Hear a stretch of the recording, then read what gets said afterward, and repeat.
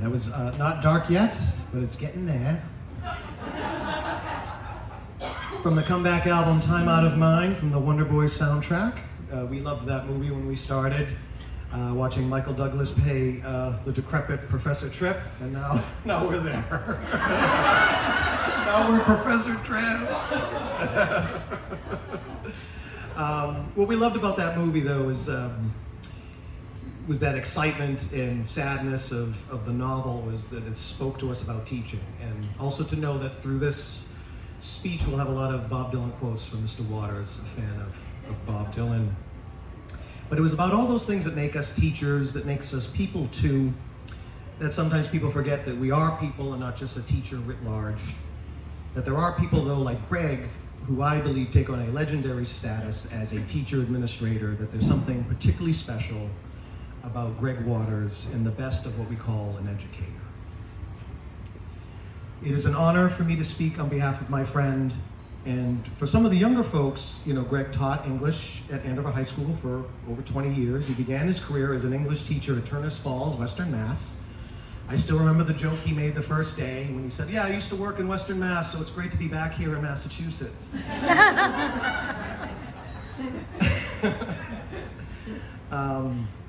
But there's something bittersweet about this moment because he is the first of our group that's retiring. And it makes me think about how young we were then. You know, we were very young. And before, for our retirement parties, we used to go to DeBurrow's in Bradford, which is like not there, like demolished, completely not there. It's not there anymore. But we used to go and we would all be dressed up, and you know, it's like we were going to a wedding, and there was horses, and you know, there was a podium and the whole thing. And at that time, what was really sweet is that, you know, the first of the baby boomers were starting to retire, and then it would be people like Greg and myself and Brian, and we would speak for Kathy Zala and Kathy Scanlon and Louise Tomlinson. And because at the beginning, you know, we were young, and you know, we were in awe of them, and we worked together, and it was like a tribute. And it's so nice that all these years later, now that we're retiring, the young people are really stepping up, and now it's all the speeches are still done by Greg Waters, Brian Shea, and our fellows. I'm figuring by the time it's us, you know, we won't even be here. It'll be a tweet, and it'll be like, yeah, they're gone. They're gone. They'll TikTok it, and we'll be the hell out of here. But don't think twice. It's all right. All right, my first quote here from Dylan is, "The truth was obscure, too profound and too pure, but to live it, you had to explode." And when I started with Greg, he had already been teaching a while, and I really looked up to him, figuratively and literally. I'm a very short man.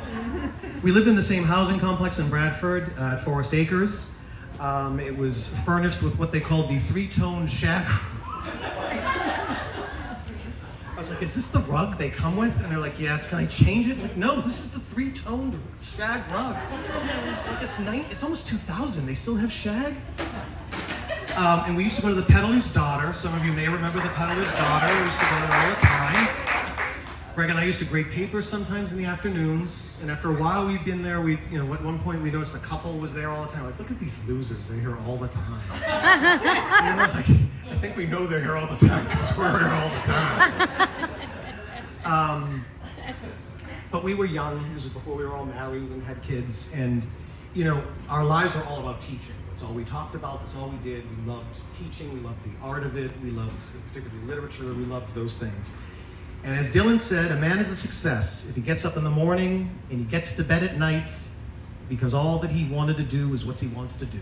And that is what we wanted to do. We wanted to teach. And that is true of Greg. He was a born teacher, and we all bonded with him at Andover High School.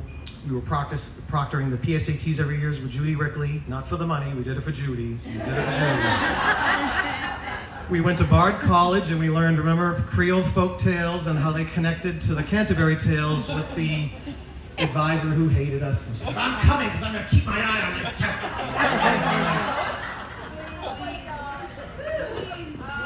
Oh my goodness. we redesigned the entire curriculum with the Massachusetts Curriculum Frameworks. And then we redesigned the entire curriculum again with the Massachusetts Frameworks. And then we revamped and revisited the curriculum and revised the curriculum frameworks. And then during our time at AHS, we had 10 or more principals, we had a revolving door of bosses, and one of the great ones is here, Pat Whalen. We love Pat Whalen.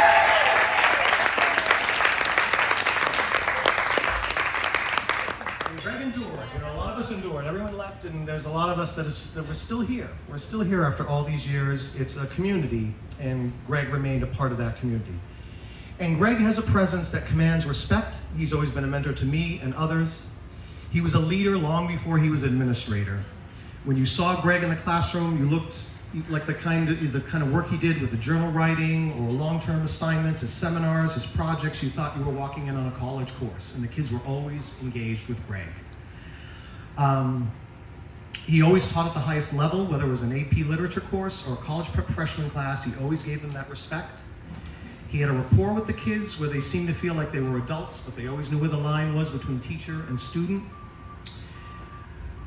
He's also a great sport. He's not a touchy-feely guy, but when it always came to new experiences, teaching techniques, being a chaperone whenever needed, no one came through like Greg, especially, it has to be mentioned, whenever we had the Halloween themes every year.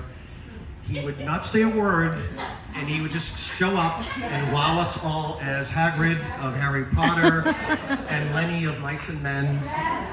Greg always came through. And after all this time, I would say there are aspects of my teaching that when I stop myself for a moment, I remember like I learned this technique from Greg, I use this text because of Greg, and I read this poem because of Greg. Next Dylan quote is, "You don't necessarily have to be a poet. Some people